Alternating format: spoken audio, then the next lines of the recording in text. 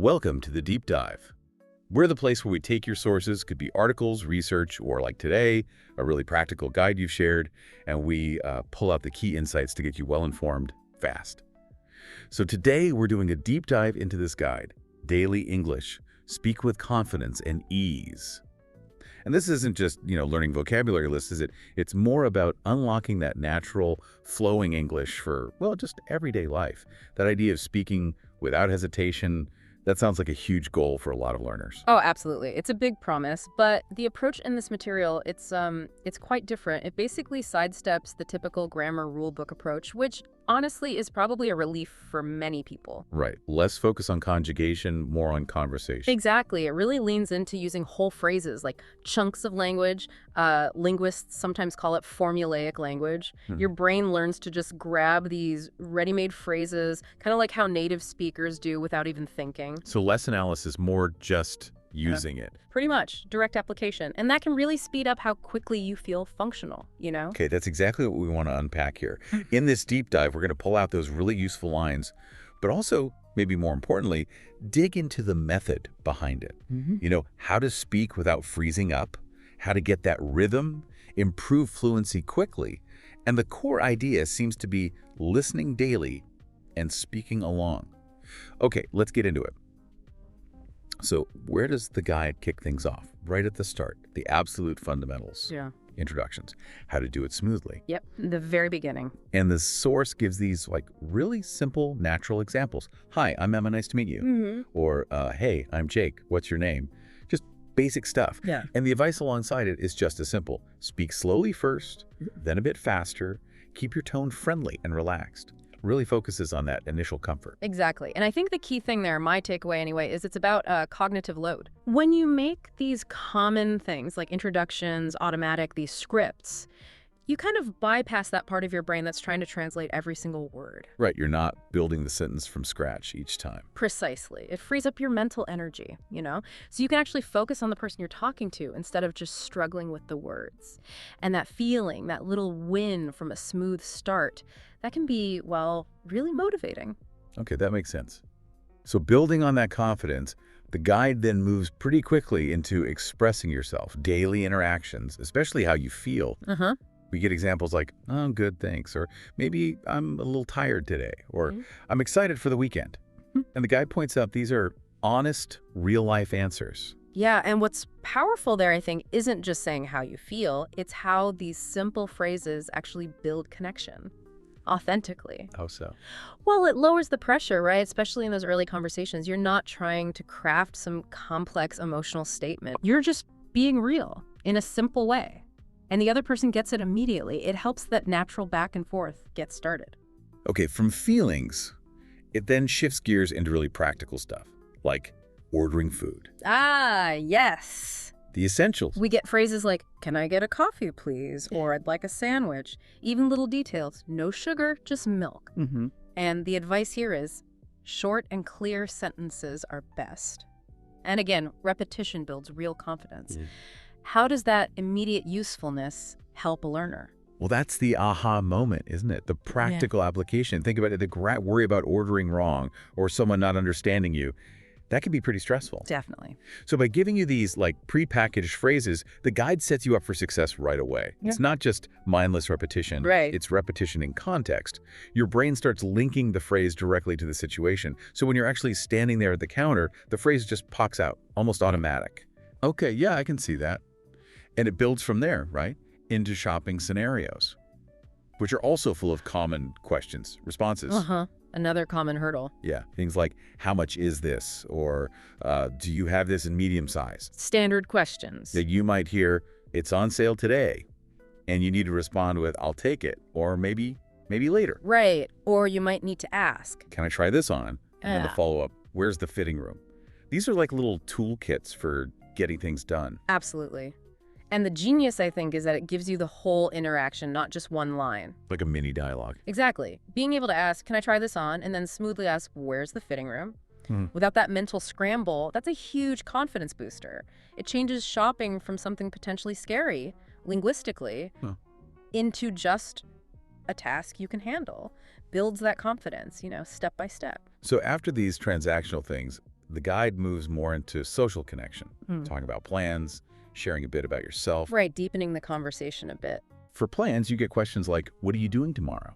And answers like, I'm meeting a friend for lunch, or maybe I'm going shopping later. The guide notes, real conversations are like this.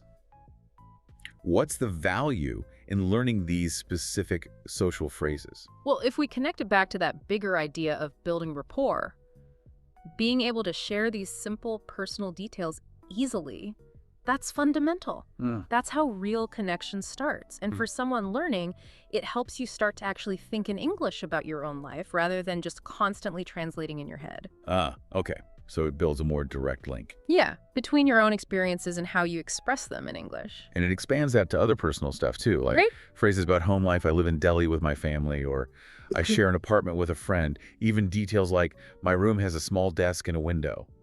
The guide says these are good for small talk. Yeah. And hobbies too. I like listening to music. I enjoy playing football on weekends. I read books in my free time. Or something like, I'm learning guitar these days. And even food preferences. I love spicy food.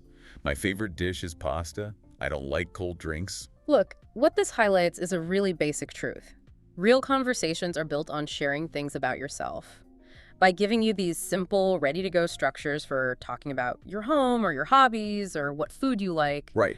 the guide makes it easier to show your personality and connect with people on a, well, slightly deeper level, without all the stress about perfect grammar or finding the exact right word. So it's about being understood as a person. Exactly, not just as someone trying to speak English. The guide also gets into more specific situations, ones that can definitely cause some anxiety, like phone calls, talking about time, travel. Yeah, those can be tricky. For phone calls, you learn things like, hello, can I speak to Sarah? Or can I leave a message? Maybe I'll call you back later. Essential stuff. And for time, what time is the meeting? It starts at 10 a.m. I'm free after 5. And crucially, can we reschedule for later? You know, this brings up a really important point about the psychological side of things. Having these practical phrases ready for these specific situations. Yeah. It's like having a safety net, a vital one. Imagine the relief of knowing you can handle a phone call or reschedule something, even if your overall English isn't, perfect yet. Takes the pressure off. Massively. It reduces anxiety and lets you actually communicate independently in these really important everyday contexts. And that practical focus continues with travel phrases. Things like, where's the nearest bus stop? I need a ticket to the airport. How much is the fare? When does the next train leave? And I have a reservation. Navigating the world. Exactly. And then, maybe one of the most important practical areas, visiting a doctor. Oh, definitely high stakes. Phrases like, I've had a sore throat since yesterday, or my head hurts and I feel tired. Asking, do I need medicine for this? Or reporting back, I feel better today. These phrases are all about functional fluency. You're not just chatting here, you're operating in really key life situations. Right, health transport. Being able to explain your symptoms to a doctor or figure out public transport, that's incredibly empowering. It shifts you from feeling like a kind of helpless outsider to someone who can manage things, all because you have those specific language chunks ready to go. The material also hits on workplace scenarios and, something really important, how to ask for help. Yes, crucial skills. So at work, you get phrases like, I have a meeting at 11 a.m., or can you send me the report? Let's discuss this after lunch. I'll update you soon. Fairly standard stuff. Professional communication. And then asking for help, which can be hard. Lines like, can you help me with this? I'm not sure how this works. Could you show me, please? And importantly, sorry to bother you, but I need help. And the guide specifically mentions being polite matters. Yeah, it really does. Politeness isn't just, being nice. It's a social tool. It smooths things over. And for someone new to the language, asking for help can feel, well, vulnerable. Definitely. But having those polite, ready-made requests, it makes it much less intimidating. It's about giving you the tools not just to get by, but to actually function well in work and social settings without that fear of saying the wrong thing. Okay, so finally, the guide rounds things out with conversations with new friends, that classic weather small talk, and even talking about the learning journey itself. Bringing it all together. For new friends, suggestions like, do you live nearby? What do you do for fun? Let's grab coffee sometime. And ways to end it. It was nice talking to you. Let's stay in touch. Nice social openers and closers. And weather talk. The old reliable, "It's really hot today, isn't it? Looks like it might rain later," or "It's such a nice day today." Yeah. And the guide notes it's an easy topic to start a chat. And it is. These are your social entry points. Whether chat might seem, I don't know, trivial. A big cliche sometimes. Maybe, but it's low stakes. It's an easy way to start talking, practice taking turns in a conversation. It lets you engage without feeling the pressure of some deep, meaningful discussion. You just build comfort one phrase at a time. And then it actually loops back to the learning process itself. Hmm. With phrases learners can use, like, "I'm taking English classes online. I practice speaking every day." Acknowledging the challenge. "It's not easy, but I'm improving." Yeah. And even reframing mistakes. "Mistakes help me learn better." And that really brings us back to the core idea of this whole source material, doesn't it? That daily listening and speaking is the key. Right, consistency. Exactly. But what's really neat in this last part is how it normalizes the learning process by giving you phrases to talk about learning English. Meta learning. Sort of. It helps you manage expectations, maybe celebrate small wins, and see mistakes as just, part of how you get better. And it's not just the learning phrases. The guide also stresses ending on a positive note, using simple things like, "Have a great day," or "See you soon." Ends the conversation warmly, spreads a bit of kindness. It reinforces those positive social habits alongside the language itself. So when we look back at everything we've unpacked, there's this huge range of everyday situations covered, all through these simple, repeatable phrases. Yeah. From just saying hello to shopping, work stuff, travel. The whole idea seems to be that real English is easy when you make it a habit. And that habit starts small with these manageable bits. That's it exactly. Every single sentence you manage to speak, every phrase you practice, it really does bring you closer to that feeling of fluency.